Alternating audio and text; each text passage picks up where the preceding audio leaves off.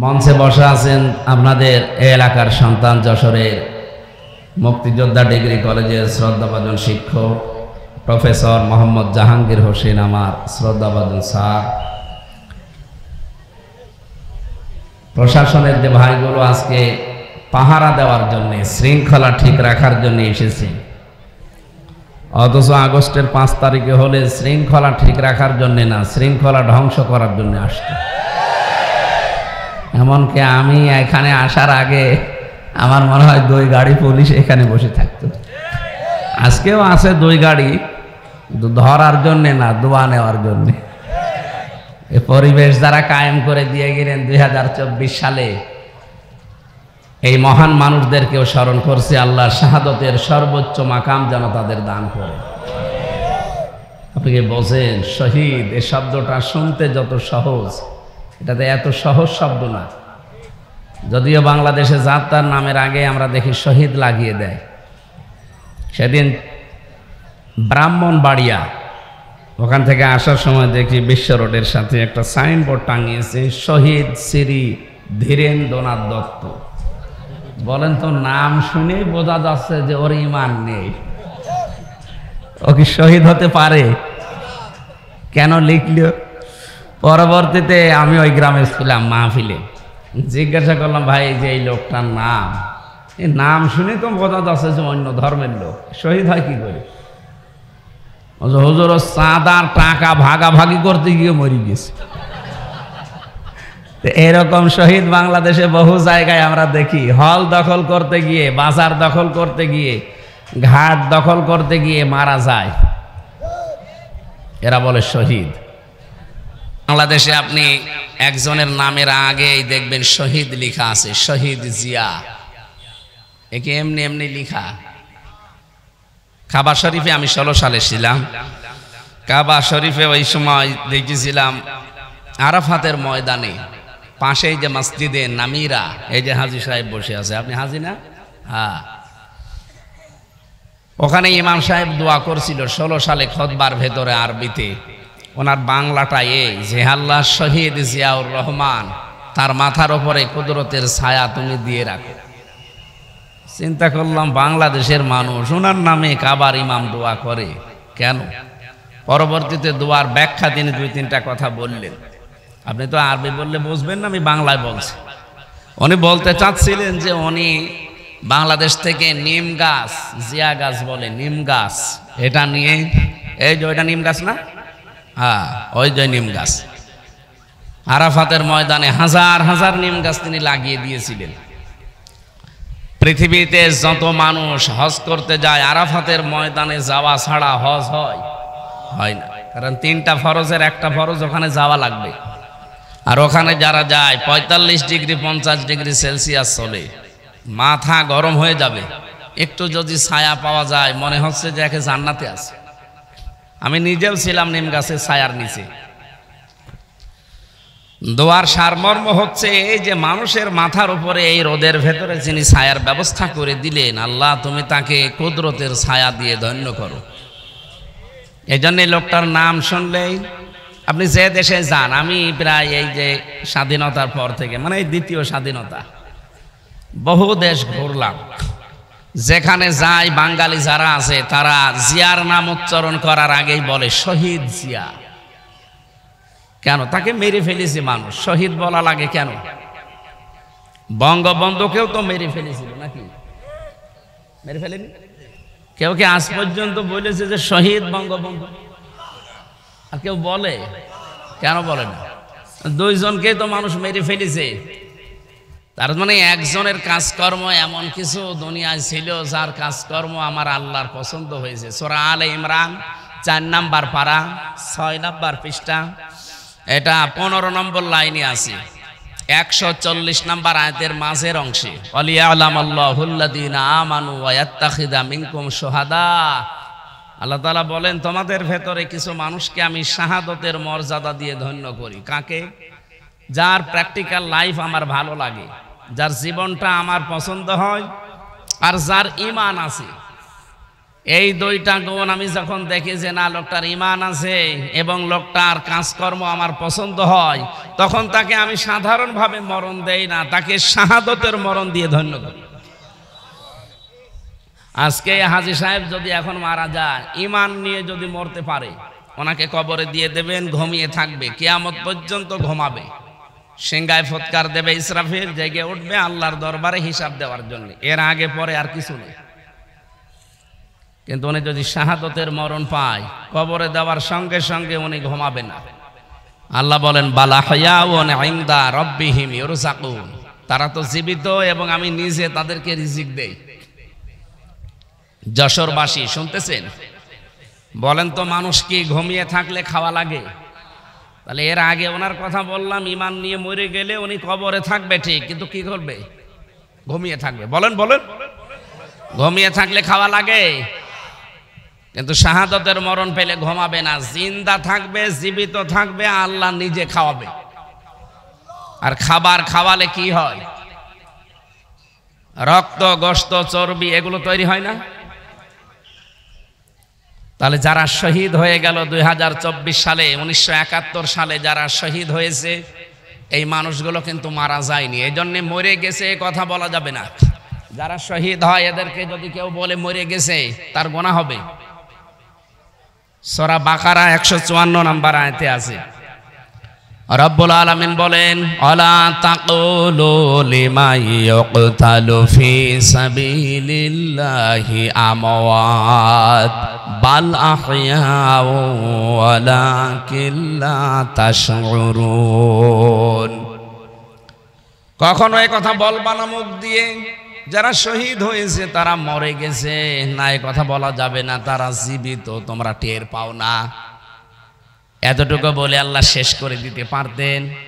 মানুষ যেন মুখের পরে অন্তরে ধারণা করতে পারে, এই জন্য অন্তরের ওপরও আল্লাহ নিষেধাজ্ঞা জারি করেছেন।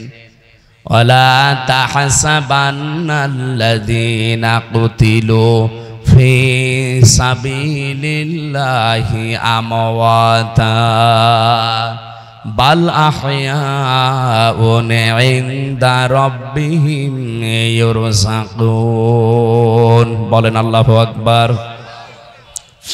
সূরা আলে ইমরান 169 নম্বর আয়াতে আছে, আল্লাহ পাক বলেন যারা শহীদ হয়েছে, আমি আল্লাহর রাস্তায় যারা জীবন দিয়েছে, মানবতার জন্য যারা জীবন দিয়েছে, এ কথা কখনো ধারণাও করবা না যে লোকটা মরে গেছে।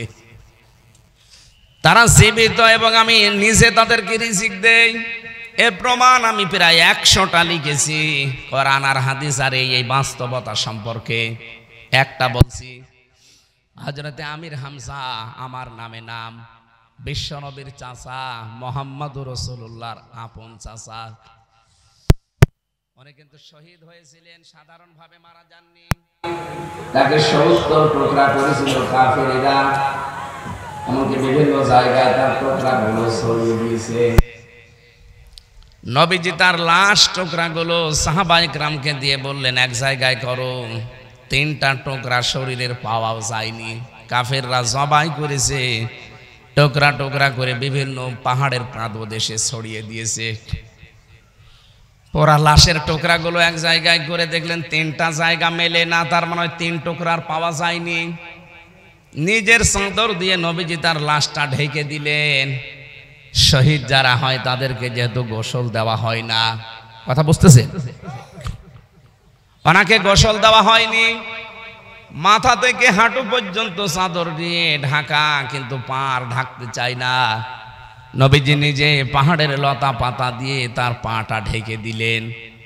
জানাজার নামাজ শেষ করে কবরে দিলেন, নিজে দোয়া করলেন মাটি দেওয়ার পরে, রব্বুল আলামিন আমার চাচা আমির হামজার আজকের দিন পর্যন্ত আমি তার উপরে খুশি আছি।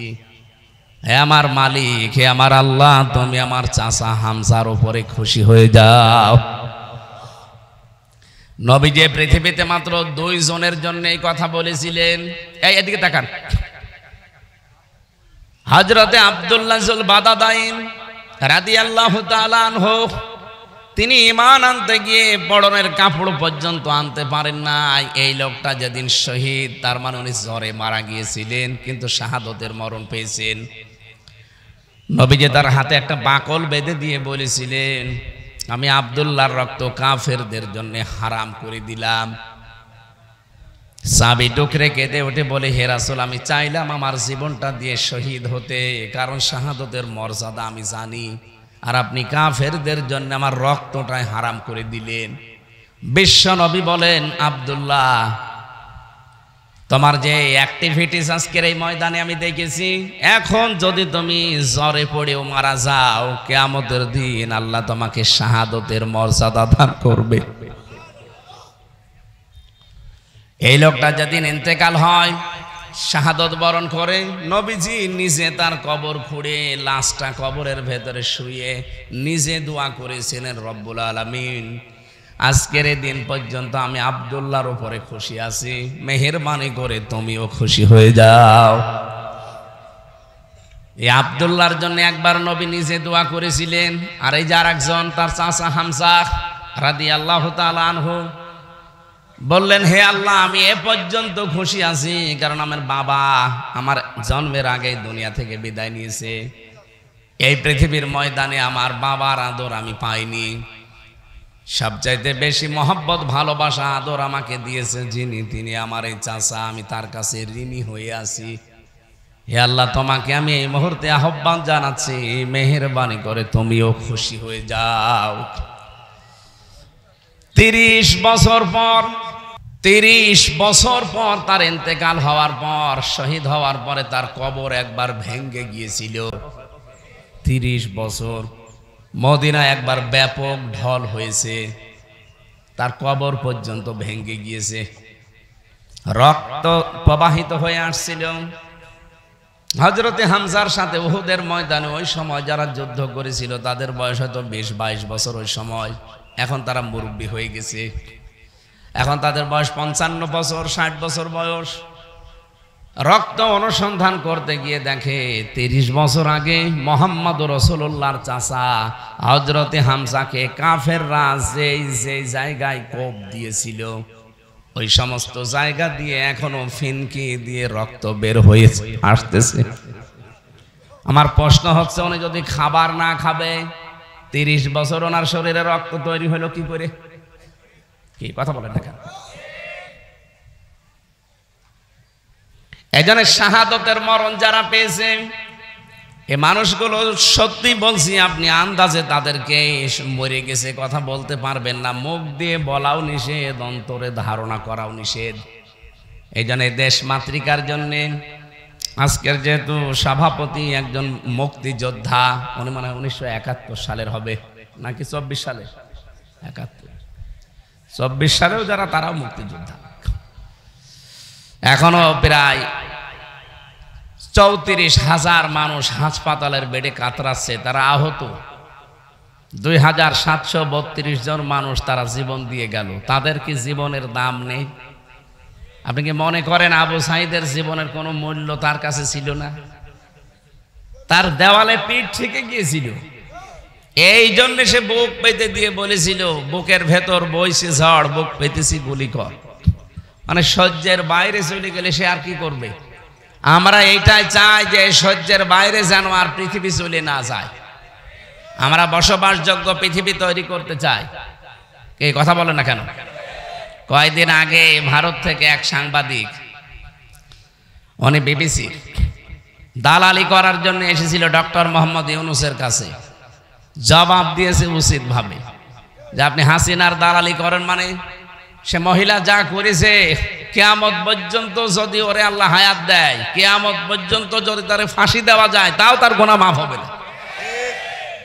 সম্মানিত ভাইরা, আমরা যে কথা বলতে চাচ্ছিলাম যে আগস্টের 5 তারিখের আগের পরিবেশ আর এই মার্চের 20 তারিখের পরিবেশ এক আছে? এক নেই। আল্লাহ যেহেতু সময়টা পাল্টিয়ে দিয়েছে, মালয়েশিয়া, সিঙ্গাপুর, থাইল্যান্ড, এই দেশগুলোতে আল্লাহর হুকুম, মালয়েশিয়ায় কিছু আছে, থাইল্যান্ডে, সিঙ্গাপুরে আল্লাহর বিধান ওরা মানে না। এমনকি আল্লাহ একজন আছে বিশ্বাসও করে না। কিয়ামতে জবাব দেওয়া লাগবে বিশ্বাসও করে না, কিন্তু তাদের জীবনযাপনের মান অনেক উপরে। আমি সেই কয়দিন ছিলাম চিন্তা করছিলাম যে এত উপরে তারা গেল কি করে। আল্লাহর বিধান না মানলে তো আল্লাহ এই পর্যায়ে মানুষকে দিতে পারে না। তারা আল্লাহকে বিশ্বাস করে না ঠিক, কিন্তু আল্লাহর যতগুলো বিধান আছে কিছু বিধান দেখলাম নেই, কিন্তু বাকিগুলো যা মানে পুঙ্খানুপুঙ্খানু ভাবে মানে। নবীজির হাদিস ছিল, যারা পরিষ্কার পরিচ্ছন্নতা থাকে তারা ঈমানের অর্ধেক পূরণ করে ফেলে। এই হাদিস কোনোদিন শুনেছেন? পরিষ্কার পরিচ্ছন্নতা ঈমানের অর্ধেক, শোনেননি? আল্লাহর নবী কিন্তু ঈমানের অঙ্গ বলেননি, ঈমানের অর্ধেক, নিসফুল ঈমান।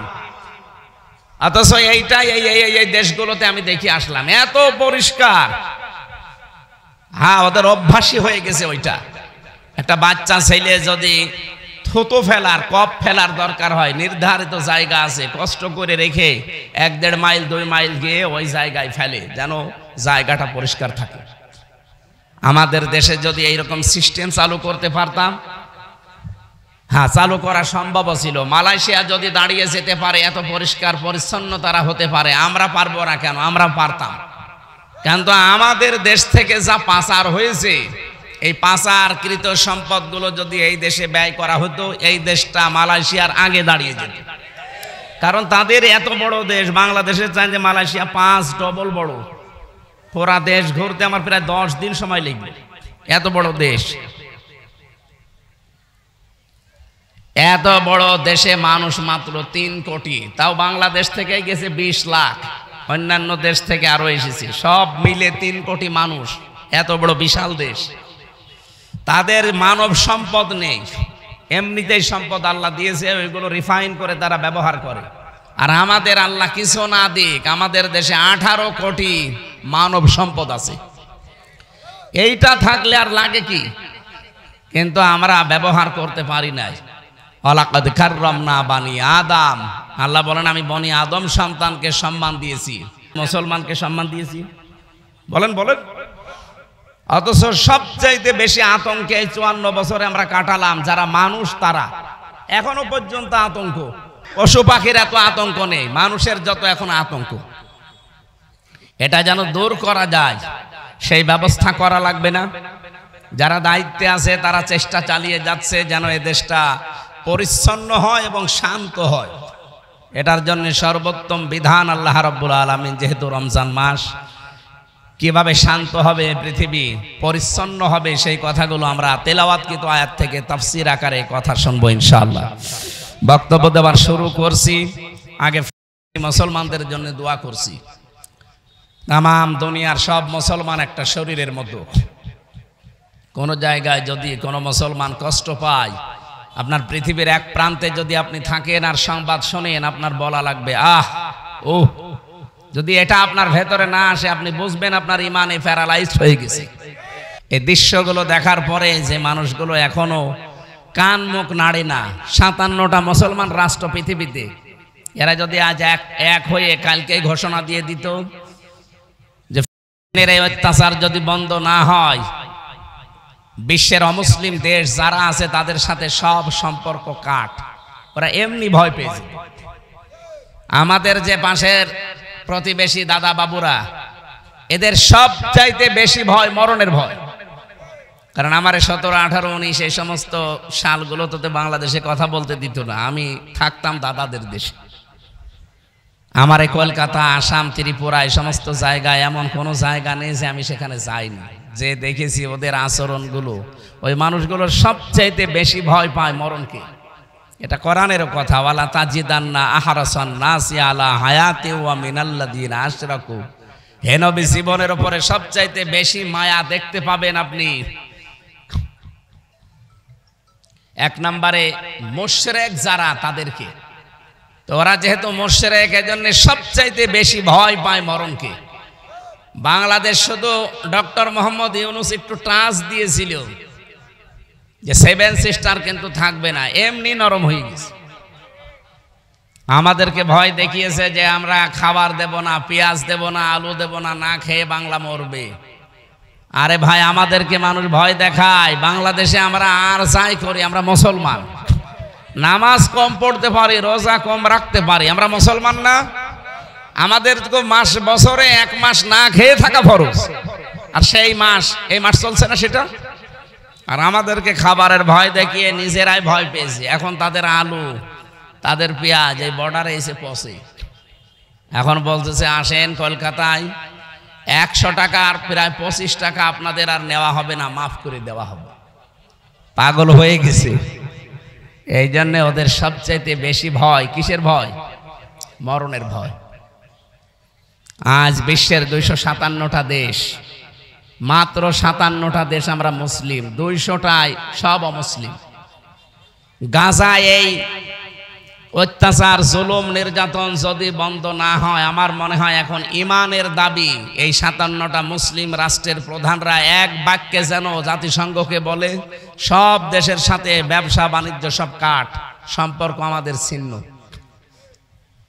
দাদাদের মাথা খারাপ হয়ে গেছে আমাদের কিছু আচরণে, কারণ আমরা এখন চায়নার সাথে, তুরস্কের সাথে, পাকিস্তানের সাথে, রাশিয়ার সাথে ব্যবসা বাণিজ্য আরম্ভ করেছি।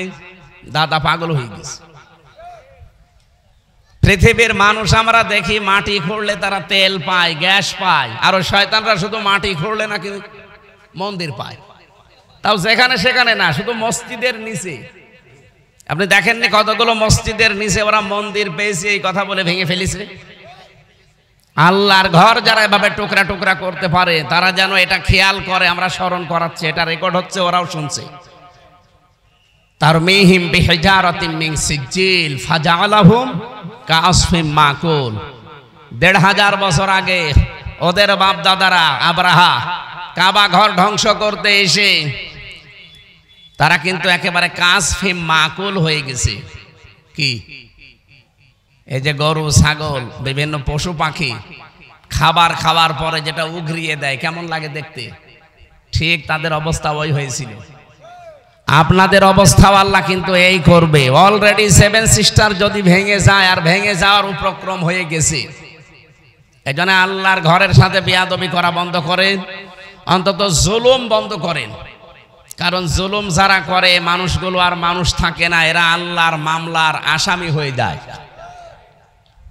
এজন্যই সহ বিশ্বে যারা আজ মানুষের উপরে জুলুম করছেন, আপনারা কিন্তু মানুষ আর তো নেই, আপনারা এখন আল্লাহর মামলার আসামি। বাংলাদেশে ধর্ষণ যে করে, তার পক্ষে উকিল এখন দাঁড়াতে ভয় পায়। এক কথা বলেন না কেন? আসিয়ার ধর্ষক যারা, তাদের পক্ষে উকিল দাঁড়িয়েছিল, উকিল পর্যন্ত পিটানি খেয়েছে।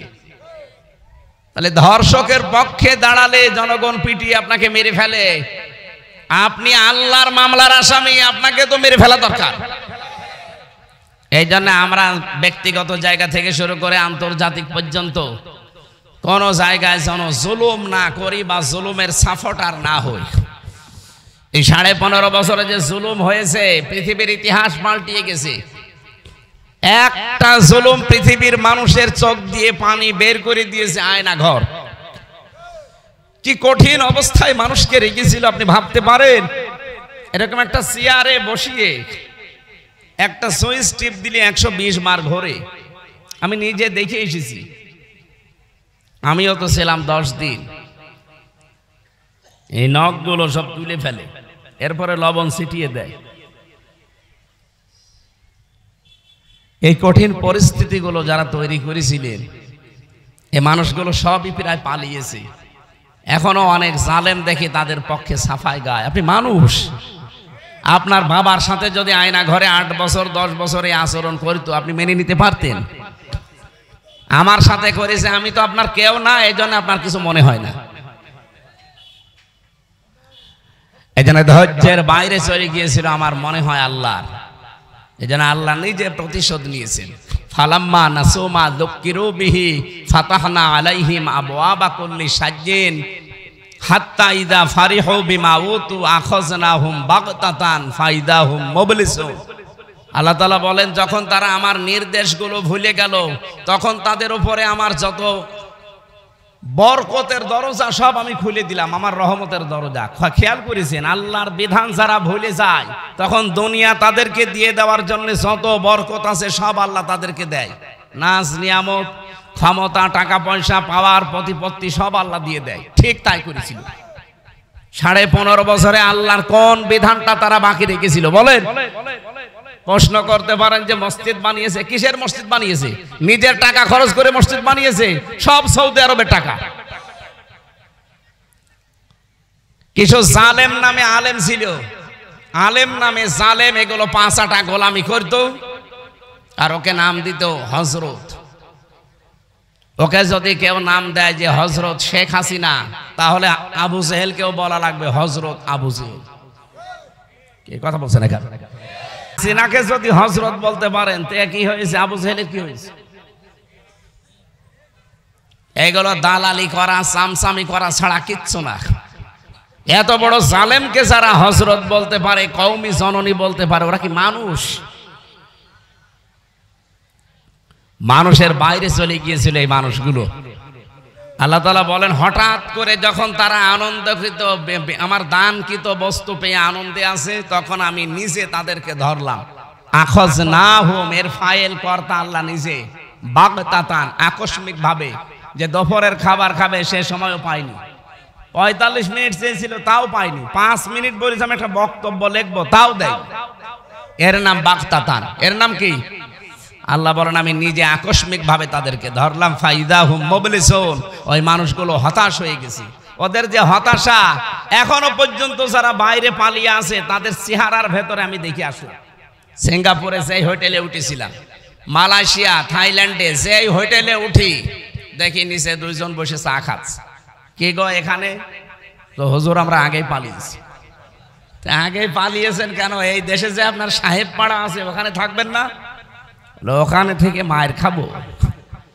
বাংলাদেশের জনগণ এখানেও আছে, যদি শোনে যে সাহেব পাড়ায় অমক এসে আছে, পিটিয়ে আগুন ধরিয়ে দেবে মেরে। কি করলেন টাকা পয়সাগুলো পাচার করে, নিজেও এখন থাকতে পারেন না, হোটেলে থেকে মরেন। আর চেহারার ভেতরে কি হতাশা! আল্লাহ যে বললেন ফাইদাহুম মুবলিসুন, 100 ভাগে আয়াতটা তাদের উপরে কার্যকর। ফাকুতিয়া দাবিরুল কওমিল্লাযিনা যালামু, আল্লাহ বলেন জালেমদের শিকড় কাটা হয়ে গেছে। কেটেছে কে? না না, আপনি আলেম, এই এখানে হুজুর বসে আছে না? কতিয়া, এটা মজুল, এর ফাইল জানা আছে? কতিয়া মজুল, এর ফাইল কর্তা জানা নেই। এজন্য জালেমদের উপরে যে ঝড় বয়ে গেল আগস্টের 5 তারিখের পর থেকে, কে করেছে? আরে বললাম না, কর্তাকে, ফাইলকে জানা নেই। কে করেছে কেউ জানে না। আপনি আমার কুষ্টিয়ার মাহবুবুল আলম হানিফের বাড়িতে দেখেন, পায়খানার প্যান পর্যন্ত খুলে নিয়ে গেছে, তো খুলেছে কে কেউ জানে না। হ্যাঁ, আপনি ধানমন্ডি 32 নম্বরে যেয়ে দেখেন, কে করলো কেউ জানে না। ওখানে আযাবুল বুলডোজার নাজিল হয়েছিল। ওর নাম কি? আযাবুল বুলডোজার। আল্লাহ এখানে যে ফাকুতিয়া দাবিরুল কওমিল্লাযিনা যালামু দিলেন, জালেমদের শিকড় কাটা হয়ে গেছে। আমার মনে হচ্ছে যে এই দৃশ্যটা আল্লাহ 1500 বছর আগে, উনি তো সবই জানে। এ বাংলাদেশ সম্পর্কে এটা জেনে আগেই নাজিল করেছি। এটা সূরা নমলে পাবেন, 19 নম্বর পারা, 20 নম্বর পৃষ্ঠা, 7 নম্বর লাইনের 52 নম্বর আয়াতে আছে। আল্লাহ রাব্বুল আলামিন বলেন, ফাতিলকা বুয়ুতুহুম খাওয়িয়াতাম বিমা যালামু ইলা আখিরি আয়া।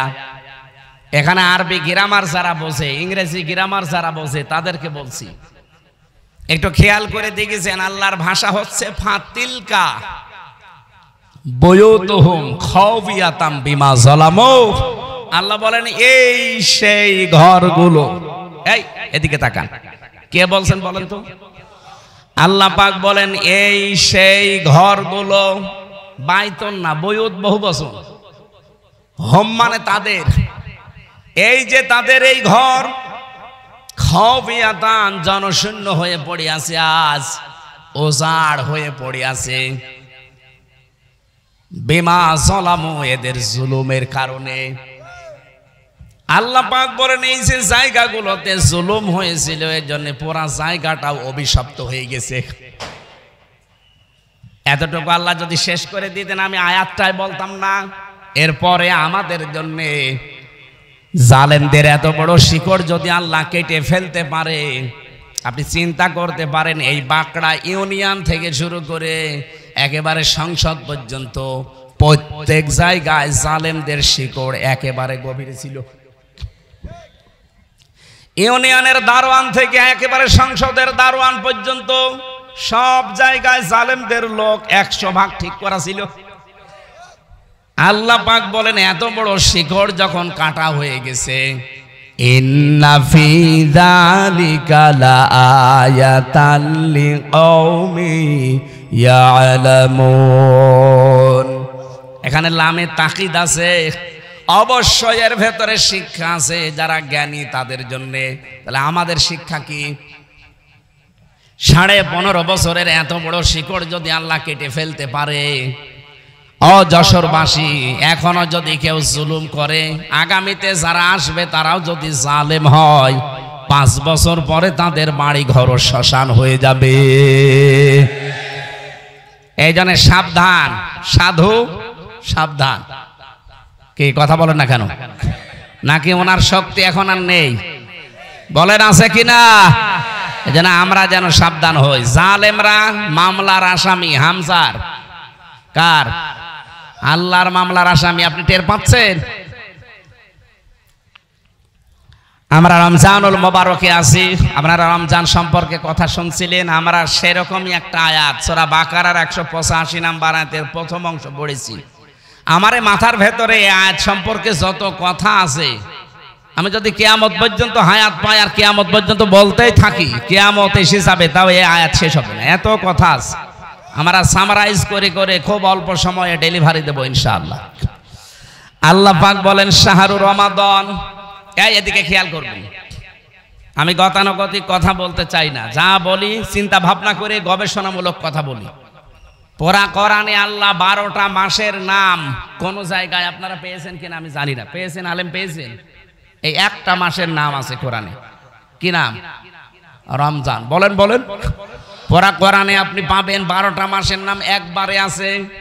ইন্না ইদ্দাতাশ শুহুরি ইনদাল্লাহি 12 শাহরান ফি কিতাবিল্লাহ ইয়াওমা খালাকাস সামাওয়াতি ওয়াল আরদা মিনহা আরবাতুন হুরুম। এটা সূরা তাওবার 36 নম্বর আয়াতে আছে।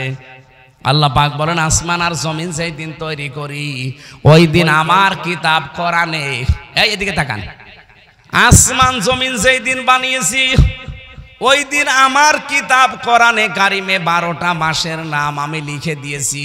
কয়টা? কিন্তু কোরআনে কারিমে আপনি 12টা মাসের এই মুহররম, সফর, এরপরে রবিউল আউয়াল, রবিউল সানি এরকম পাবেন না, রজব, শাবান, খালি একটা মাসের নাম আছে। আল্লাহ বলেন 12টা মাসের নাম আমি আমার কিতাবে লিপিবদ্ধ করে রেখেছি। অথচ আমরা শুধু একটা মাসের নাম কোরআনে কারিমে পেলাম, তার নাম রমাদান। রমজান শব্দের শাব্দিক অর্থ হচ্ছে জ্বালিয়ে দেওয়া, পুড়িয়ে দেওয়া, শেষ করে ফেলা। রব্বুল আলামিন এখানে 4টা বিষয় আমাদেরকে জানিয়েছেন, একটার সাথে আরেকটা রিলেটেড। 1 নম্বরে রমজান, 2 নম্বরে কোরআন, 3 নম্বরে সিয়াম, 4 নম্বরে তাকওয়া। আজকের তেলাওয়াত কিন্তু আয়াত থেকে 4টা বিষয় একটার সাথে আরেকটা যেহেতু লাগানো আছে, আমরা মিলিয়ে নিয়ে বাড়ি যাব ইনশাআল্লাহ। থাকবেন না আর ঘন্টাখানিক না, আধা ঘন্টা থাকলে হবে। প্রথম নাম্বার বলছিলাম শাহরুর রমাদান। আল্লাহ পাক বলেন এই সেই মাস যার নাম, আরো জোরে বলেন, কেউ যদি রমজান এই শব্দটা উচ্চারণ করে সওয়াব পাওয়ার নিয়তে, নবীজি বলেন কমপক্ষে তার আমল নামায় 50টা নেকি হবে। র মিম দাদ আলিফ নুন, কয়টা? 5টা অক্ষর আগে, এক একটা অক্ষরে 10টা করে নেকি হয়। 5 দোকানে 5 10-এ 50টা নেকি হবে। এই জন্য রমজান বললে আপনি জোরে বলবেন। আল্লাহ বলেন এই সেই মাস যার নাম, আরো জোরে, কি রমজানের সাথে কি? আফিহিল কোরআন, যে মাসে আমার কোরআন আমি নাজিল করলাম। যশোরবাসী, আমার প্রশ্ন হচ্ছে, কোরআন নাযিল হয়েছে মাত্র ১৫০০ বছর আগে, আর রমজান মাস আল্লাহ বানিয়েছি দুনিয়া তৈরি করার সময়। তাহলে একে ১৫০০ বছর আগে এই মাসের বয়স। এর বয়স কত কোটি কোটি বছর বলেন তো? পৃথিবী যেদিন তৈরি হয় ওই দিন আল্লাহ আসমান জমিন বানানোর সময় তার কিতাবে ১২টা মাসের নাম লিখেছিলেন, তার ভেতর রমজান আছে না? তাহলে মানে রমজান কোরআন শরীফ নাজিল হওয়ার অনেক আগেও ছিল, কিন্তু রমজানের এই মর্যাদা মূল্য ছিল না। যার কারণে রমজানের মর্যাদা মূল্য আল্লাহ বাড়িয়ে দিয়েছেন, তার নাম হচ্ছে কোরআন। বিবাহের ক্ষেত্রে আমরা যখন দেখি ৫,০০০ বরযাত্রী গেছে, কিন্তু বর যায়নি, মেয়ের বাবা যা খাওয়া দাওয়া দিয়েছিল সব এবার তুলে নেবে। যদিও বরযাত্রী যাওয়া জায়েজ নেই। এই এলাকায় কি বরযাত্রীর সিস্টেম আছে? না, এই সিস্টেম যেহেতু মুসলমানদের ধর্মে নেই, এটা হিন্দুদের ধর্মে আছে, তারা পালন করুক। আমরা এটা আজকে থেকে তওবা করা লাগবে। বরযাত্রী দাওয়াত দিলেও যাবেন না। হ্যাঁ, ওলিমা আছে, ইসলামে ওলিমা করে। ওলিমা কি ছেলের বাড়িতে হয় না মেয়ের বাড়িতে? আপনি কোথায় যান? সুতরাং মেয়েদের মর্যাদা কত মেয়েরা টের পাচ্ছেন? সম্মানিতা মা বোনেরা, এরকম প্রায় ২৭টা সম্মানের কথা পেয়েছি আমি। আজকে থেকে মেয়ের বাবা যারা আছেন, মেয়ে বিয়ে না হয় না হোক, এই বরযাত্রী খাওয়ানো যাবে না। আর যারা বরযাত্রী খেতে যান, আপনি তো একেবারে ছোট লোক, ইতর। কোন কারণে যান আপনি? 18 বছর, 20 বছর, 22 বছর এত কষ্ট করে মেয়েটা লালন পালন করে আপনারা দেখছে, এরপর আবার 2000 মানুষ খাওয়ানো লাগবে। আপনি কি রাস্তায় থালা নিয়ে বসতে পারেন না? আমি চাইবো আজকে থেকে বরযাত্রীর দাওয়াত দিলে আমরা যেন আর কেউ না যায়। কি বরযাত্রী যাওয়া জায়েজ আছে? মেয়ের বাবার বাড়ি থেকে তার মন মতো, তার খুশি ছাড়া, তার অনুমতি ছাড়া একটা পান খাওয়াও জায়েজ নেই। আরো মরণের খাওয়া খায়। অলিমা করা জায়েজ আছে, কিন্তু অলিমা করে না। হাজী সাহেব অলিমা করেছেন? হ্যাঁ, আলহামদুলিল্লাহ, এই তো একটা পুরুষ মানুষ পেয়েছি। আমি যে বলছি আমিও তো পারিনি, কারণ আমি ওই সময় এত সচেতন ছিলাম না। বারবার যে বলছি অলিমা আর বরযাত্রীর কথা, কারণ আমার 3টা মেয়ে, আমার মেয়ে বিয়ে দেওয়া লাগবে না?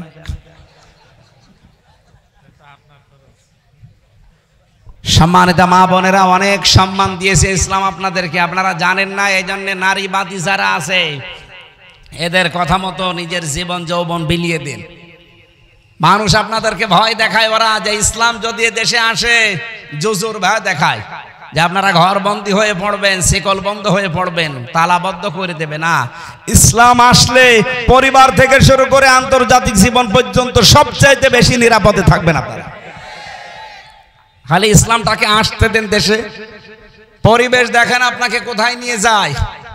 নবীজি জানিয়েছেন, একটা মেয়ে হলে একটা জান্নাত, 2টা মেয়ে হলে 2টা জান্নাত, 3টা মেয়ে হলে 3টা জান্নাত। এমনি না, এর অনেকগুলো কারণ আছে। আমরা যেটা বোঝাচ্ছিলাম যে একটা বিয়েতে আমরা বরকে সবার উপরে মনে করি, সে না হলে বরযাত্রীর কোনো মূল্য থাকে না। আল্লাহ পাক বলেন 12টা মাস, এরও কোনো মূল্য নেই আমার কাছে। রমজানেরও মূল্য ছিল না, শুধু মূল্য হয়েছে কোরআনের কারণে। অথচ এখানে 1000 মানুষ যদি থাকে, আমার মনে হয় 998 জন কোরআন শরীফ পড়েও না, বসেও না। তা আপনার মর্যাদা বাড়াবে আল্লাহ কিসে? রোজা কি শুধু না খেয়ে থাকার নাম? আল্লাযী উনজিলা ফীহিল কোরআন, আল্লাহ পাক বলেন আমি কোরআন এ মাসে নাযিল করেছি হুদাল লিন্নাস, মানুষদেরকে পথ দেখানোর জন্য। বায়্যিনাতিম মিনাল হুদা ওয়াল ফুরকান, স্পষ্ট দলিল আর প্রমাণের ভেতরে দেওয়া আছে। হুদা শব্দটা হাদিন ইসমে ফাইল থেকে যদি আপনি নিতে পারেন, এর বাংলা অর্থ দাঁড়ায় পথ প্রদর্শনকারী। পৃথিবীতে একটাই মাত্র কিতাব আছে যেটা মানুষকে হেদায়েত দিতে পারে, তার নাম কোরআন। নারী পুরুষ যারা আছেন সবাইকে আমি আজকের এই অনুষ্ঠান থেকে আহ্বান জানাচ্ছি, এখন থেকে দৃঢ় সিদ্ধান্ত নিয়ে বাড়ি যাবেন, এই রমজানের আছে 11-12 দিন আছে, আমি কোরআন না শিখে মরব না। শুধু কোরআন না শিখে না, কোরআন আমি বুঝতে চাই, যেভাবেই হোক। অন্যান্য ভাষা বোঝার জন্য যেমন চেষ্টা চালাই, কোরআন আমি বোঝার জন্য 100 ভাগ চেষ্টা চালাবো। আপনার বয়স এখন 60 বছর হতে পারে, আপনি যদি কোরআন পড়া, কোরআন বোঝার জন্য এখনই চেষ্টা চালান, যতদিন মরণ না আসবে আপনি তালেবে এলেম হয়ে গণ্য হয়ে যাবেন। আরে ভাই, তালেবে এলেম শুধু 5 বছর 6 বছর বয়সে তারাই না, এ মুরব্বিও তালেবে এলেম। যখন থেকেই কোরআন শোনার জন্য, বোঝার জন্য, জানার জন্য চেষ্টা চালাবে, সে নারী হোক আর পুরুষ হোক, ওই দিন থেকে সে আল্লাহর কাছে তালেবে এলেম। কি আর ওই অবস্থায় যদি আপনি মারা যান, বিনা হিসাবে বিনা বিচারে আপনি জান্নাত পেয়ে যাবেন।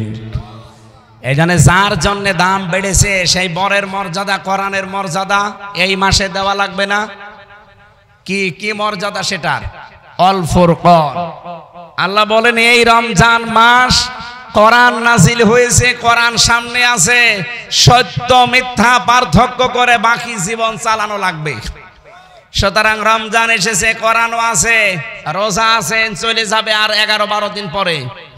যদি সামনের বাকি জীবন হক আর বাতিল কোনটা কোরআন দিয়ে পার্থক্য করে চালাতে না পারেন, আপনার জীবন ব্যর্থ। আমি কথা বোঝাতে পেরেছি, আমি জানি আপনি বুঝেছেন। এখন যদি না বোঝার ভান করে থাকেন, ওটা আপনার বিষয়। সামনে কোনটা হক কোনটা বাতিল এটা পার্থক্য করবেন কি? আপনার বাবার জীবনী দিয়ে? কি দিয়ে? আরো জোরে বলেন। আশা করছি এইটা সামনে রাখবেন। 3 নম্বরে সিয়াম। আল্লাহ রাব্বুল আলামিনের নবী বলেন আস-সাওমুলি, আস-সিয়াম বলেন না। সিয়াম এটা জেনারেল ভাবে একটা বিধান, ধরনায় পাক আসতে থাকে বছরের পর বছর, কিন্তু আস-সাওমু এই শব্দ কিসের জন্য? আমরা যারা এখানে শিক্ষিত মানুষ তাদেরকে বলছি আস-সিয়াম আস-সাওম, দুইটা শব্দ আকাশ পাতাল। সিয়াম এটা ধারাবাহিক ভাবে আসবে, 1 বছরের পরে আর1 বছর আসবে, যদি বেশি থাকেন পাবেন। কিন্তু আস-সাওমু এটা হাদিসে কুদসি, নবীজি বলেন আল্লাহর কথা আমার মুখ দিয়ে আল্লাহ ডেলিভারি দিয়েছেন, আস-সাওমুলি, রোজা আমার জন্য, ওয়ানা উজসাবিহি, আমি নিজে তার পুরস্কার। জোরে বলেন সুবহানাল্লাহ।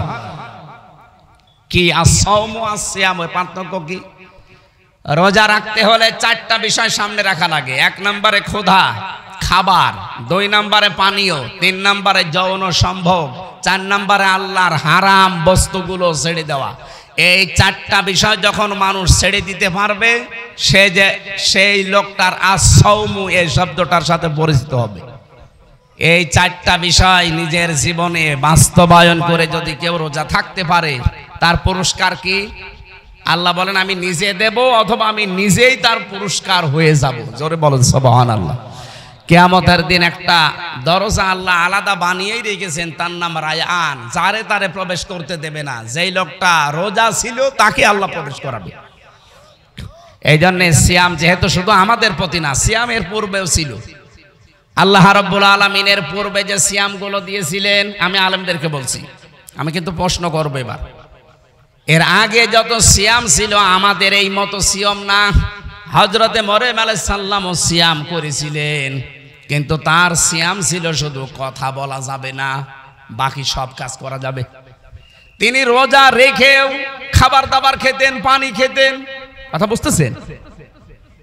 তাহলে কামা কুতিবা আলাল্লাযিনা মিন ক্বাবলিকুম, রোজা শুধু তোমাদের জন্য আমি লিখে দেইনি, হ্যাঁ তোমাদের বিধানটা আলাদা। তোমরা ওই 4টা বিধান যদি পালন করে রোজা রাখতে পারো, তাহলে তোমাদের সিয়াম হবে আস-সাওম। সেটা কি? 1 নম্বরে আপনি খাবার থেকে, 2 নম্বরে পানীয় থেকে, 3 নম্বরে স্ত্রী সম্ভোগ থেকে, 4 নম্বরে আল্লাহর হারাম বস্তুগুলো থেকে নিজেকে বাঁচিয়ে রাখবেন। এই 4টা মেনে নেওয়ার নাম আস-সাওম। 4টা মেনে নেওয়ার নাম কি? এটা শুধু আমাদের প্রতি উম্মতি মুহাম্মদি, কিন্তু কামা কুতিবা আলাল্লাযিনা মিন ক্বাবলিকুম, তোমাদের পূর্বে যত নারী পুরুষ বিদায় নিয়েছে অন্য নবীর উম্মত যারা, তাদের প্রতি কিন্তু এই রকম সিয়াম ছিল না। তাদের সিয়ামের সিস্টেম ছিল আলাদা, তাদের সিয়ামের ধরন ছিল আলাদা। এই যে মরিয়ম আলাইহিস সালামের কথা বললাম, উনিও রোজা রেখেছিলেন, কিন্তু আমাদের রোজায় খাওয়া যায় না, আর ওনার রোজায় খাওয়া যেত। আমাদের রোজায় কথা বলা যায়, কিন্তু ওনার রোজায় কথা বলা যেত না। আমি এরকম প্রায় ৭০টা নিয়ম পেয়েছি পুরা কোরআনে। এতগুলো দলিল আমি লিখেছিলাম, লম্বা করে বলা যাচ্ছে না, কারণ জোহরের পর আবার আরেকটা অনুষ্ঠান আছে আমার, এই জন্য আমি খুব সামারাইজ করছি। তাহলে সিয়ামের সিস্টেমগুলো আল্লাহ দিয়েছেন এক এক নবীর উম্মতের প্রতি এক এক রকম করে, আর প্রত্যেকের উদ্দেশ্য ছিল একটা। আমি আবার বলছি, সিয়াম আমাদের প্রতি, রোজা আমাদের প্রতি যেই নিয়মে, অন্য নবীর উম্মতের প্রতি এরকম ছিল। বলেন বলেন, ওনাদের সিস্টেম আলাদা ছিল। ইহুদিরা রোজা রাখে কিন্তু তাহারা সেহরি করে না, খ্রিস্টানরা রোজা রাখে তারা ইফতারি করে না, হিন্দুরা রোজা রাখে উপোস থাকে বাবা মা মরে গেলে, ওটা ওরা রোজা মনে করে। পৃথিবীর কোন জাতির সাথে আমাদের রোজার মিল আছে? পৃথিবীতে জাতি আছে কয়টা? ৪৫০০০।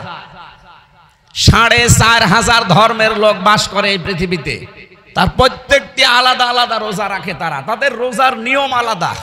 কিন্তু আমরা শুধু মুসলিম ২১০ কোটি আমরা দুনিয়ায়, আমাদের রোজাটা পুরা আলাদা। আমরা ওই ৪টা শর্ত যদি মেনে না নিতে পারে, নবীজি বলেন ও না খেয়ে আছে, ও না খেয়ে থাকা আল্লাহর কোনো দরকার নেই, ও খালি শুকিয়ে আছে এইটুকুই। তাহলে আমরা আজকে থেকে রোজার আর সিয়াম আর সাওমের পার্থক্য বুঝলাম। সিয়াম ধারাবাহিকভাবে আসতে থাকে, রুটিন, এটাই রুটিন ইবাদত, প্রত্যেক বছরে আসবে। আর সাওম এটা ৪টা বিষয় মেনে নিলে এটা কিয়ামতের দিন আল্লাহ হয় পুরস্কার দেবে, নাই নিজেই পুরস্কার হয়ে যাবে। ১ নম্বরে খাবার দাবার থেকে, ২ নম্বরে পানীয় জাতীয় জিনিস থেকে, ৩ নম্বরে স্ত্রী সম্ভোগ থেকে, ৪ নম্বরে হারাম কাজ থেকে বেঁচে থাকবেন। ২ জন মহিলা গীবত করছিল, এটা তিরমিজি শরীফের হাদিস। এদিকে তাকান, নবীজি তার এই গীবতের কথাগুলো শুনলেন, শোনার পরে বললেন, দেখো এই ২টা মহিলা এরা হালাল জিনিস খেয়ে রোজা রেখেছে, আর হারাম জিনিস খেয়ে রোজা ভাঙছে। হালাল জিনিস কি? সেহরি করেছিল, হালাল জিনিস দিয়ে রোজা রেখেছিল, আর গীবত করে হারাম জিনিস দিয়ে রোজা ভেঙে ফেলেছে। তার মানে রোজা রাখা অবস্থায় গীবত করলে রোজা আর থাকে? এই হাদিস অনুযায়ী থাকে। আজকে ১৯টা রোজা পার হয়ে গেল, এখানে একজন বুকে হাত দিয়ে বলতে পারবেন আমি সহ যে ১৯টা রোজায় আমি আজ পর্যন্ত কোনো দিন এই ১৯ দিনে কারো গীবত করিনি, গীবত শুনিনি? পারবেন বলতে? তার মানে আমাদের রোজা ১৯টার একটাও হয়নি। কি কথা বলেন না কেন? নবীজি ওই ২ জন মহিলাকে গীবত করতে দেখে বললেন যে ওরা হালাল জিনিস দিয়ে রোজা রেখেছিল আর হারাম জিনিস দিয়ে রোজা ভেঙে ফেলল। তার মানে ওরা কি করছিল? গীবত। বলেন বলেন। আমরা এখানে নারী পুরুষ যারাই আছে, আমাদের রোজা যে কোন জায়গায় আছে আল্লাহ ভালো জানে। এবার আসেন ৪ নাম্বার, যেটা আমার কথা কি বোঝা যাচ্ছে ভাই, নাকি আমি রব্বানের কাহিনী শুরু করব? আমি চিন্তা ভাবনা করে বলছি কথা। রব্বুল আলামিন বলেন ৪ নম্বরে আমি চাই তোমরা এই রোজার দ্বারা লাআল্লাকুম তাত্তাকুন, তোমরা যেন তাকওয়া অর্জন করো। তাকওয়া কি? বাংলাদেশ, ভারত, পাকিস্তান, আমি মালয়েশিয়াতে আন্তর্জাতিক সেমিনারে গিয়েছিলাম, ওই যে ইন্টারন্যাশনাল ইসলামিক ইউনিভার্সিটি মালয়েশিয়া, ওখানে সেমিনারে যাওয়ার পরে আমি আধুনিক কিছু ব্যাখ্যা জেনেছি। ওনারা বলছিল ওখানে প্রফেসর যারা, স্যার যারা আছে, ডক্টর মিজানুর রহমান আজহারি, যে স্যারের আন্ডারে উনি পিএইচডি করলেন, ডক্টর নূর মোহাম্মদ ওসমানী, ওনার বাড়ি বাংলাদেশে কক্সবাজারে, ওখানে উনি ওই মালয়েশিয়া বিশ্ববিদ্যালয়ে আছে প্রফেসর হিসাবে। আমিও স্যারের সাথে দেখা করে বললাম আমিও করতে চাই। বলে ভর্তি হয়ে যাও, আমি সব প্রসেস করে এসেছি, আপনারা দোয়া করবেন, দোয়া চাচ্ছি আমি যেন সহজে এটা করে আসতে পারি। এখন ৩ বছর লাগবে, আর ৪ মাসের একটা ট্রেনিং আছে আরবিতে। মানে স্যার আছে আমার যারা দায়িত্বে আছে, বলছে যাওয়ার দরকার নেই, মাহফিল করেন এই দেশে, এই দেশে মাহফিল করলে এটা হবে। এখন ৩ বছর মনে হয় চলে যাব নাকি? আপনারা বলেন তো চলে যাব কিনা? না না, আমার পড়াশোনা করা লাগবে না। না না, মালয়েশিয়া আর বাংলাদেশ তো সমান না। ৩ বছর জেলে থাকাকালীন যদি চলতে পারেন কোনো অসুবিধা নেই, আর ৩ বছর কষ্ট হলেও হোক, ৩.৫ বছর সব মিলে, ৩ বছর ৪ মাস, ৩.৫ বছর চেষ্টা চালাচ্ছি, এরপরও দেখি আমার যারা দায়িত্বে আছে পারিবারিকভাবে, মা বাবা আছে, আরও আছে, এনারা বলুক। আমি তো স্যারের সাথে সব ঠিক করে এসেছি, চেষ্টা চালাবো জ্ঞানের পরিধি যেন আল্লাহ আরো বাড়িয়ে দেয়। কারণ আমরা এই সূত্রগুলো পেলে আমরা ব্যাখ্যা করতে সহজ হবে। এই যে তাত্তাকুনের ব্যাখ্যা আমার মনে হয় এখানে অনেকে জানেনও না, জীবনে শোনেনও না। তাকওয়া যে এর নাম, আমরা মনে করি এরকম বিশাল জুব্বা গায়ে থাকবে, সুন্দর এরকম টুপি মাথায় থাকবে, হাতে একটা তসবিহ থাকবে, শুধু সুবহানাল্লাহ আলহামদুলিল্লাহ, দুনিয়ার কোনো খেয়াল নেই। এ বিশাল পরহেজগার, এ বিশাল তাকওয়াবান, এ বিশাল বুজুর্গ হয়ে গেছে। না, তাকওয়া অর্জন করতে চাইলে চারটা জিনিস আপনার ভেতরে মাস্ট বি থাকা লাগবে। আমি প্রত্যেককে বলবো, হয় মোবাইলে তুলবেন, নাই লিখে নিয়ে এখনই বাড়ি যেয়ে মিলাবেন আপনি কয়টা মানেন আর কয়টা এখনো মানতে পারেন না। নারী পুরুষ সবার জন্য এটা দরকার। আর আজকের ওয়াজের সামারাইজ এইটাই। এক নম্বরে আল খাউফু মিনাল জালিল, আল্লাহর ভয় অন্তঃকরণে সৃষ্টি করা। এটা রমজানের দ্বারাই সম্ভব। আপনি যেহেতু এই 12 ঘন্টা 14 ঘন্টা 15 ঘন্টা সময় না খেয়ে থাকতে পারেন, সময় সুযোগ থাকলেও আপনি খান না, এরকম জায়গা নেই। এই ভয়টা যেন বাকি 11 মাস আমার জীবনে কন্ট্রোল হয়, এই ভয়টা যদি রমজানের মতো 11 মাস আপনি নিয়ে যেতে পারেন, আপনি মনে করবেন আপনার ভেতরে আল্লাহর তাকওয়া তৈরি হচ্ছে। 2 নম্বরে, আমি কিন্তু খুব সংক্ষেপে বলছি, 2 নম্বরে আল আমালু বিত-তানজিল, কোরআন অনুযায়ী আপনার আমল তৈরি করা লাগবে।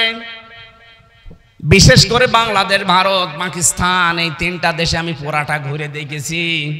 এই 3টা দেশের মুসলমানেরা কোরআনের আমল করে না, আমল করে ওর বাপ দাদাদের আমল। কোরআনে কারিমে আমার আল্লাহ 500 আমল দিয়েছেন। কয়টা বলেন বলেন? 500 আমল আছে এর ভেতরে। এই 500 আমল আপনাকে দুনিয়ায় করে দেখানো লাগবে, তাহলে আপনার ভেতরে তাকওয়া আছে, এটা পরিগণিত হবে। 3 নম্বরে আল কিনায়াতু বিল কলিল, অল্পে তুষ্ট থাকবেন আপনি। আমি যত প্রথম কথা তুলেছিলাম, বাংলাদেশ দাঁড়ায় না কেন? মালয়েশিয়া দাঁড়িয়ে গেল আজ 20-22 বছরে, সিঙ্গাপুর দাঁড়িয়ে গেল আজ 18-19 বছরে, থাইল্যান্ড দাঁড়িয়ে গেল যেখানে শুধু চামড়া আর দেহ ব্যবসা ছাড়া কিচ্ছু নেই, অথচ তারা দাঁড়িয়ে গেছে আজ। আমরা দাঁড়াতে পারি না, একটাই কারণ, আমরা অল্পে তুষ্ট না, আরো চাই আরো চাই। এই 15.5 বছরে 1 লোক নাকি 620টা বাড়ি বানিয়েছে।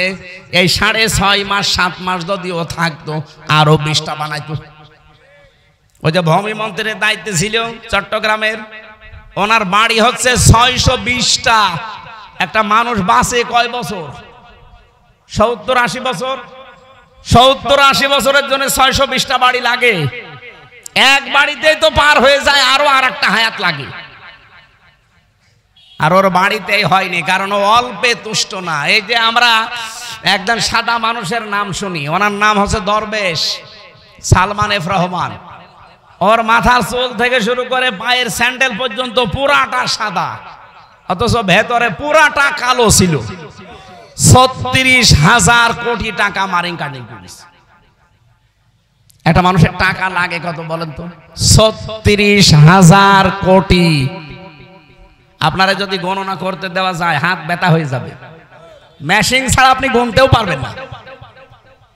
1-2 টাকা 36 টাকা হলেও তো হয়। 36,000 না, 36 লাখ না, 36 কোটি না, 36,000 কোটি। কত টাকা একজন চুরি করেছে বলেন? অল্পে তুষ্ট থাকলে এত টাকা চুরি করে বাইরের দেশে পাঠাতো না। এই রূপপুরের পারমাণবিক কেন্দ্র আপনারা নাম শুনেছেন, ওখান থেকে একজন শেখ হাসিনার ছোট বোন ৭৬,০০০ কোটি টাকা নিয়েছে। একটা জায়গা থেকে যদি এই পরিমাণ চুরি হয়, তে দেশ দাঁড়াবে কি করে? এই যে এখনো আছে তাই তো ভালো বলা দরকার। আমি ওই 10 দিন যেভাবে ছিলাম, কোনো কাশি আমার হয়নি, একেবারে নীরবে নিস্তব্ধ, কোনো ময়লা নেই, কোনো ধুলোবালি নেই, কাশি হবে কি দিয়ে? আর এই দেশে আজ 2 দিন এসে কাশতে কাশতে মরে যাচ্ছে। না, আমাদের দাঁড় করাতে হলে অল্পে তুষ্ট থাকা লাগবে।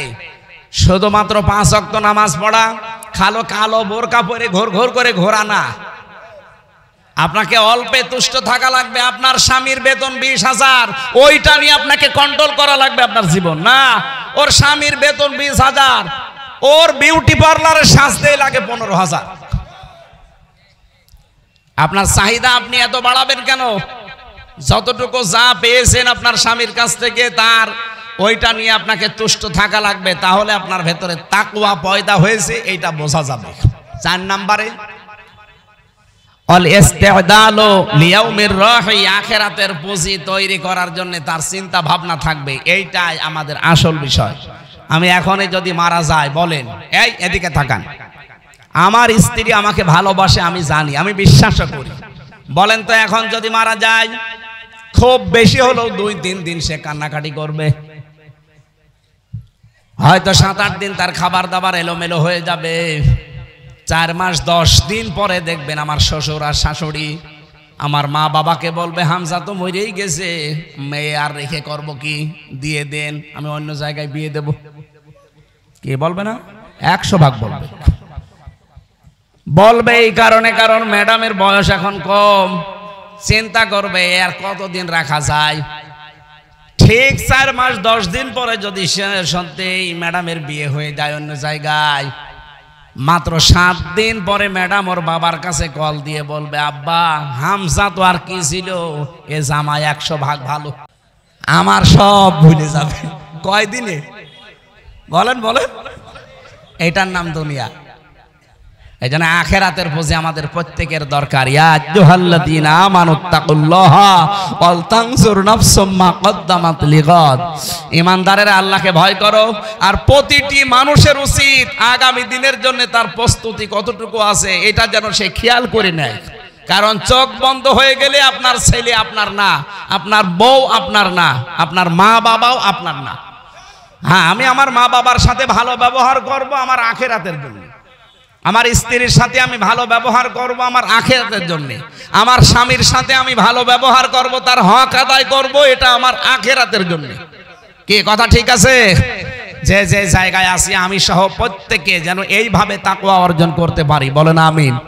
4টা বিষয় আমি টাচ দিয়েছি, রমজান, কোরআন, সিয়াম আর তাকওয়া। আল্লাহ রাব্বুল আলামিন এই 4টা বিষয়, ফামাং শাহিদা মিনকুমুশ শাহরা ফালিয়াসুমহু, এটা তৈরি করার জন্য রমজান লাগে। এই জন্য ফামাং শাহিদা মিনকুমুশ শাহরা ফালিয়াসুম, তোমাদের ভেতরে কেউ যদি রোজার মাস পেয়ে যায়, আল্লাহ বলেন মাস্ট বি সে যেন রোজা রাখে। এটার দ্বারা প্রায় 70টা উপকারের কথা আমি পেয়েছি। আমি দুনিয়ার একটা উপকার বলছি, যাদের টিউমার হয়, এই যে শরীরে ভেসে ওঠে টিউমার, এমনকি চামড়ার নিচে থাকে। টিউমার কয় প্রকার হয়? 2 প্রকার, একটা ভেতরে থাকে আর একটা ভেসে ওঠে। আমার এই যে ভেসে উঠেছে। 2 নম্বরে ক্যান্সার, রক্তের ভেতরে মানুষের ক্যান্সার হয় 5 প্রকার। কয় প্রকার? আপনারা যারা লেখাপড়া করেন বা এই লাইনে যারা আছেন, অটোফেজি নাম শুনেছেন? অটোফেজি কিছুদিন আগে 2017 সালে নোবেল পেয়েছে একজন জাপানের চিকিৎসা বিজ্ঞানের উপরে। এই লোকটা এই রোজা নিয়ে গবেষণা করেছিল।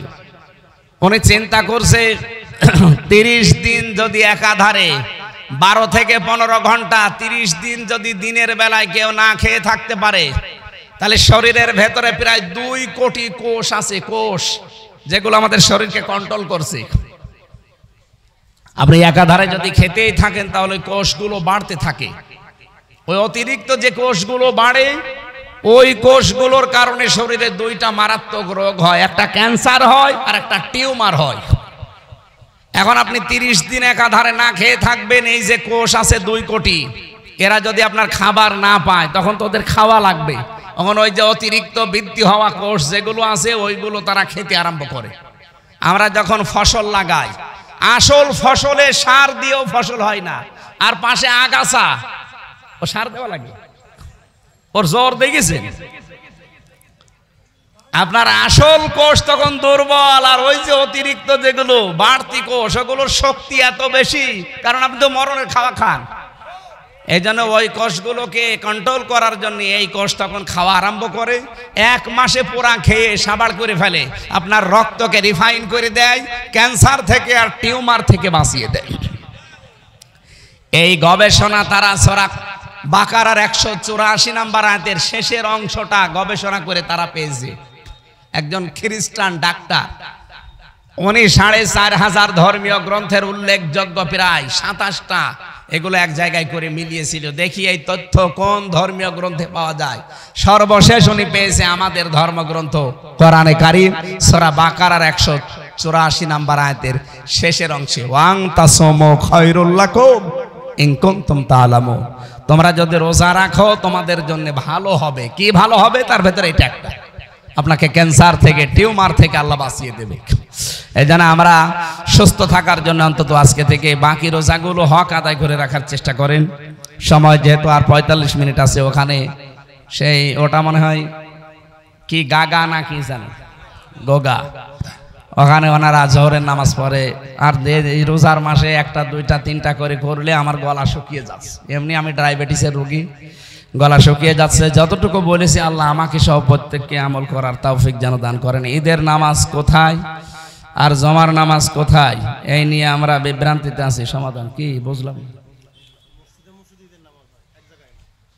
না, ঈদের নামাজ পড়ারই তো জায়গা হচ্ছে ঈদগাহ। ঈদগাহে যদি পরিবেশ না থাকে, বৃষ্টির কারণে বা অন্য কোনো সমস্যা থাকে, তাহলে আপনি মসজিদে পড়বেন। বিনা কারণে মসজিদে পড়বেন কেন? এটার একটা মিলন মেলা তৈরি করার জন্য তো আল্লাহ দিয়েছে। আর কি প্রশ্ন আছে? শহীদ ইমতিয়াজ আহমেদ জাবির ভাই, ও উনি এই যে 24 সালে, হ্যাঁ ওনার জন্য আমরা দোয়া করব। শুনেছি, এর আগে শুনেছি, ওনার জন্য আমরা দোয়া করবো। আল্লাহ রাব্বুল আলামিন ওনাদের মাধ্যমে এই পরিবেশটা আমাদেরকে দিয়ে গেল। ওনার বাবাও এখানে আছে, জাবির ভাইয়ের বাবা, আল্লাহ যেন শাহাদতের সর্বোচ্চ। আরে স্যার আপনি একটা একটা করে দিয়ে দিয়েছেন, আগে থেকে দিতে পারেননি। হযরত আপনার কাছে জানতে চাই আয়না ঘর আসলে কি? অনেকে বলে এটা আয়না ঘর না, কোরআন অজু ছাড়া ধরা যাবে কিনা। আয়না ঘর বিশ্বাস হচ্ছে না, তোরে নিয়ে যে রাখবো সব শয়তান। আমি নিজে ভিকটিম, আমি তাও মিনিটাই ছিলাম, ছোট 10 দিন। আর বড়টাই যে ব্যারিস্টার আরমান ভাই ছিল 8 বছর, বড়টাই যেটা ডিজিএফআই চালায়। বিশ্বাস না হলে পুলিশ আছে না, পুলিশকে একটা ধরে গোপনে জিজ্ঞাসা করে, ওরাই তো দায়িত্বে ছিল। ওরা 8 ঘন্টা করে করে ডিউটি পালন করতো। জিজ্ঞাসা করেন সে যায় না ঘর আছে কিনা। পায়ের সাথে চেন বেঁধে রাখতো, সকালে কয়টা পচা ছোলা দিয়ে যেত, আর দুপুরে 1 মুঠ ভাত দিত, তাও মনে হচ্ছে কেউ মাখিয়ে দিয়েছে। আমার আগে যারা ছাত্র দলের এক ভাইকে নিয়ে গেল, যাই তার নখ তুললো, আমি নিজে সাক্ষী। আরো বলে আয়না ঘর আছে কিনা। কে গো এটা কে? ওর দাঁত খুলছি আমি, এদিকে নিয়ে আসেন। শয়তানি করার জায়গা পাচ্ছে না।